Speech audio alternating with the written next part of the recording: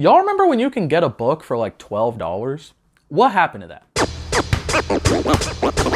What's up, y'all? Welcome back to another video. My name's Chris. I know how to read. Allegedly. And that style, that very cheap, inexpensive to make book is what we're gonna be talking about in today's video, the mass market paperback. And I don't know if y'all have noticed, but we seem to have a lack of mass market paperbacks in the bookish space. And why is that, right? Well, sales have plummeted, of course. Because of that, distributors aren't even making the actual format anymore. The format that distributors are focusing on are those bigger, very fancy, more special edition types. And then in the grand scheme of things, books and reading in general are starting to feel more like a lifestyle choice, more like an aesthetic than just something you should do on like a regular everyday basis. In this TED Talk, I will, but let's get the introductory paragraph of this video out of the way. If we are eliminating mass market paperback from just like the general economy, are books in it of themselves starting to very slowly become luxury items? And if that's the case, what does that mean for the reading culture?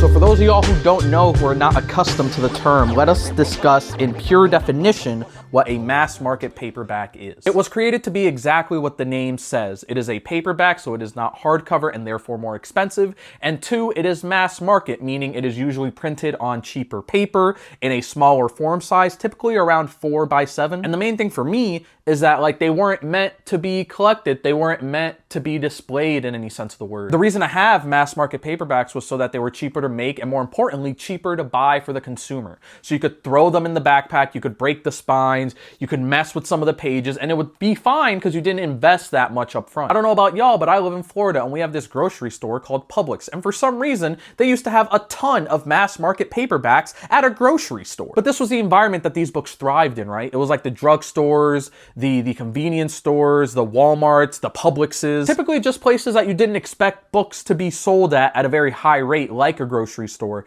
like a convenience store. And I remember them being incredibly dominant in these fields of like romance and sci-fi and thrillers. One of the main reasons I wanted to make this video is because like romance and sci-fi and thriller are three of the three reasons anyone ever picks up a book anymore in this modern age. So why aren't mass market paperbacks more popular now when those genres are more popular than they've ever been? But we'll talk about that later. Mass market paperbacks in general were used as like a starting point, a very low level, very low cost of entry point for people that were either interested in a genre or an author or just reading in general. Your boys got the stats from the week right here, Monday to Sunday. They wrote that mass market paperback sales dropped from approximately 131 million in 2004 to around 21 million in 2024, an over 80% decline. And the fact that there were even 21 million in 2024 is crazy. And then you have to ask yourself what led to this entire like collapse of this format, right? And we have to talk about distributors. I got another source. I know I just closed the laptop. We're opening it back up. ReaderLink, the largest distributor supplying mass market paperbacks to non-bookstore retailers like supermarkets and pharmacies, again, the areas where these books typically dominate, announced it would stop carrying the format. Imagine Coca-Cola was like, yo, we're gonna focus on 7-Up. We're not gonna make Coke anymore. That's nuts. Like, that's crazy. That's a big deal. But of course, if the supply point for the largest supplier of this certain format of media just decides, hey, we're not going to make it anymore, that's going to cause ripple effects in the entire industry. So when Big Daddy ReaderLink decides, hey, yo, like we're not going to do the thing we've been doing for so long, of course that's going to create this like self-reinforcing cycle because publishers are going to make less books, in that format. Retailers are going to order less, which means that people are going to see this style of book less and forget they exist, which causes sales to plummet. And then that cycle keeps continuing and continuing. But now we have to talk about money. We have to think about money moves from these publishers and suppliers standpoint, because what is a hobby if not a business transaction for the soul? Now, I don't have a source or a stat for this, but I actually wrote this down before I even had the idea of making this video on what a mass market paperback cost, what a trade paperback cost, which is like a normal paperback book, not smaller, printed on regular paper. And then we have like the hardcover book. I'm saying a mass market paperback during its heyday, $7 to $10. Something light, like I'm thinking matcha with oat milk, 2 pumps of vanilla medium. Like that's what I'm thinking a mass market paperback costs. Now we're getting into a traditional paperback. Now traditional paperbacks kind of pissing me off because they used to be like I'm gonna say like 15 to 20 bucks for a traditional paperback. I was gonna grab this book right here, 11/22/63, but this is a thicker book. This is $24.99. This is a perfect example of a trade paperback, right? $18. Perfect price. I felt kind of mid about the book, but $18 is perfect. Let's go with Most Dope, the Mac Miller biography. Again, $18. I think $18 is the best price for a trade market paperback. Sometimes I be seeing, like, this book I can justify being $25. It's a thickums, but a trade paperback that's anything over 25 is nuts. And then a typical hardcover I put down here as like 30 to 35 bucks, right? Like, that's not too bad for a hardcover. My roommate got me this book, so I didn't technically buy it, but this is $28. $28 for a hardcover, I think, is the perfect price for a hardcover. But you look at like 7 to 10 for mass market, you look at like 15 to 20 for a trade paperback, and then like $30-ish for a hardcover, and you realize, yo, a mass market paperback is like a third, if not a fourth of the price of a hardcover book. Definitely half of a trade. And again, right now we're like Drake. We got our mind on the money and money on the mind. So from a business perspective, you have to realize that a lot of this is the cost, right? The cost to print has gone up. The cost to ship things has gone up. The pandemic made everything crazy. And also just the price, inflation going up also makes it more costly to print and ship books. And also, I'm not going to make this too big of a part in this video because I feel like so many other channels have talked about the aesthetic of reading and book talk, and how a lot of people will have books and not read them just because they want to be known as someone who has books. Books themselves are starting to be seen as like premium objects, right? As something that you collect and put on a shelf, as something that you gift to someone else. And you see that especially, like, I don't think any of those things are wrong by themselves, but when you put this all together, especially in an era that seems to fall in love more with the aesthetic of reading and the aesthetic of books rather than the act of reading itself, you see this with like all of these books that have sprayed edges, all of these books that have like special hardcover, special edition. But we as a society have deemed it okay to spend a lot more money on hardcover special editions of books, which again, there isn't anything necessarily wrong with, but we have done so to such an extent that it kind of pushes out the baseline of entry-level reading, which is a mass market paperback. And that entry-level baseline is incredibly important because in a time where people aren't really reading as much as they used to, we need those very base entry levels to just get people started on the hobby, on the habit. This video originally started as I kind of wanted to have a conversation on, with everything going on in the world, I wanted to have a conversation on like reading as a political act and reading as an act of resistance, especially in a time where it feels like so many rights for so many people are starting to be very quickly taken away. But I think the mass market paperback, and I think in a grander scale, just very cheap entry-level reading is what helped make the act of reading incredibly democratic and open to anybody that was even vaguely interested. An article from Shelf Awareness, which is a trade and consumer publishing industry newsletter based in the United States, has this quote from Paula Rabinowitz, a professor emerita of English at the University of Minnesota and the author of American Pulp, where she said that the mass market format, quote, generated a new technological explosion of this form of mass reading. The whole idea was to make the books no more expensive than a package of cigarettes at 25 cents, and they were often sold outside of bookstores. Shelley Romero, a literary agent in New York City, also tells The Guardian, we were very working class. My mom was working 2 jobs sometimes. The appeal of books being cheaper and smaller and able to carry around was definitely a thing. They had the democratic aspect to them where you can just find them anywhere, and it always felt like it was a pick and mix candy type store where there is something here for everyone, whether it's a Harley Quinn romance or something very pulpy like a sci-fi or a horror novel that you could very quickly get. What these books allowed people is the opportunity to still read something in areas where maybe you didn't have a local bookstore or even like a countrywide like a Barnes & Noble or something like that. You didn't need a library. You didn't need a Kubo or a Kindle, like some sort of e-reader, and you didn't even need an incredibly large budget in order for you to get a book in your hands that seemed vaguely interesting. And don't get me wrong, I made a video talking about how much I love libraries. I think libraries are incredibly important, but this is purely from like an ownership, I want to own this book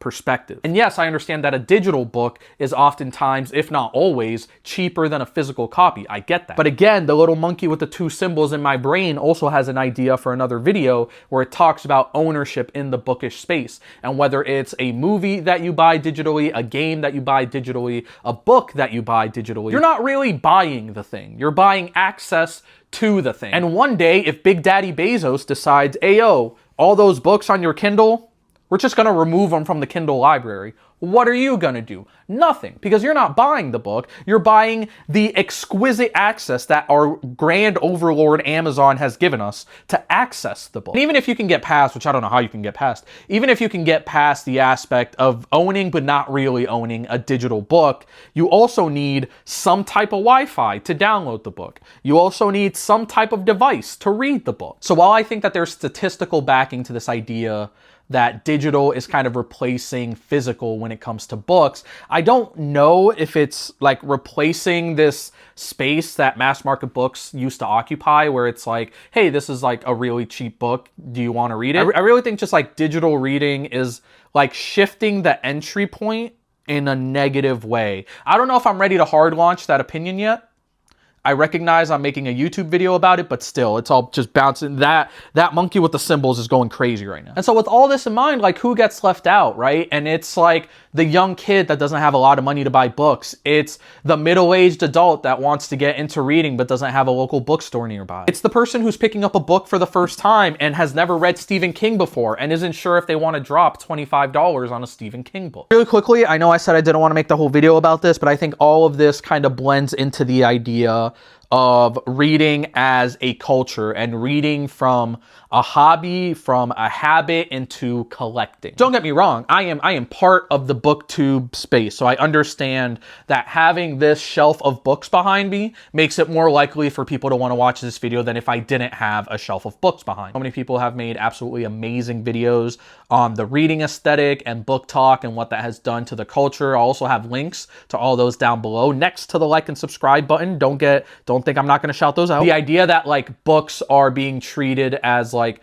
display objects, as something that should be put on a shelf and admired and not read and not touched. Again, completely opposite to the entire existence of a mass market paperback, right? Their whole existence is to be portable and that you can mess with them, and if they get messed up, then it doesn't matter because you paid $8. And I think one of the main factors in the downfall of mass market paperbacks is the shift from like consuming a book, from reading a book, to having a book collection, to like curating things. And then the idea from like experiencing a story, from experiencing an author or a character, into like ownership. Like, I own this story, I own this character. It just also happens to be in like a $50 hardcover special edition. Hold on, I just had a thought. The economy sucks, and life kind of sucks pretty hard for a lot of people right now. And what if the only reason that we're shifting towards this like consumption collection culture is because we can barely pay our rent and we can barely pay our bills?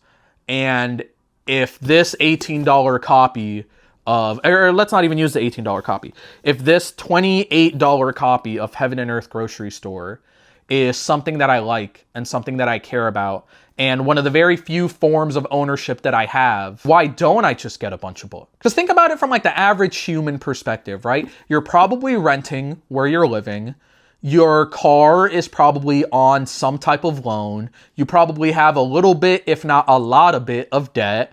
And your job probably isn't paying you a living wage. A solid book might be the only form of classic full ownership people have. That's not what this video is, but like, keep that in mind. Again, why get rid of one of the few forms of full solid ownership that people have by getting rid of the mass market paperback? That's all I'm saying. My head hurts now. But then again, to continue, life still sucks.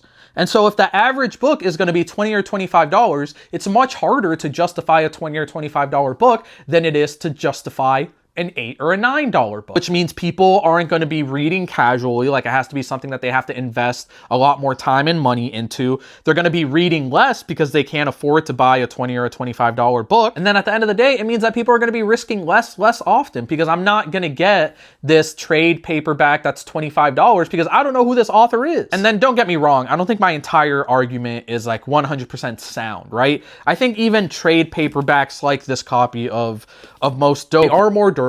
They are going to last longer. Like, they're made of better quality material and they look better. Like I love this cover of Most Dope, and it looks far better like this than it does if it was like this big, you know, like it's not gonna look as good. So like, while I don't think that physical books in general are going to be going anywhere, I do think that there is this general like division that at least the business or the business behind the culture, excuse me, is trying to create within people, where you are going to be either pushed to the side of paying $20, $25 for a paperback and then $30 to $35 for a hardcover. And then if you want a book that's cheaper than $20 or $25, then you gotta hope you have a library nearby. You gotta hope you can get a used book somewhere that isn't terrible quality. Or like, what's Amazon ever done wrong? Why don't you just get a used Kindle and start owning but not owning books?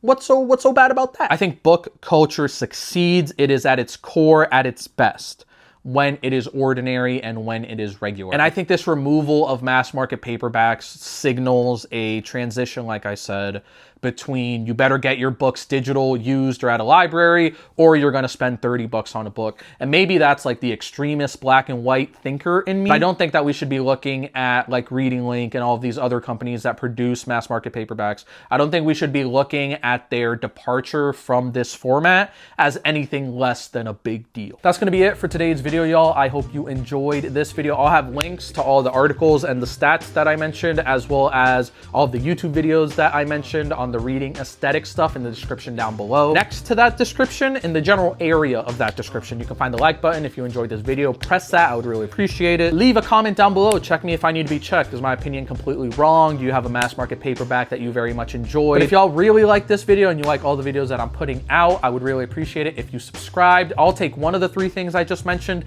I'll take all of them depending on how generous you're feeling. I appreciate it all. Do something that makes you happy. Do something that makes you some money. My roommate, who was also my tattoo artist, gave me the original sketch for my tattoo, and it's rad as hell, and I love it. I'll catch y'all next time. Peace.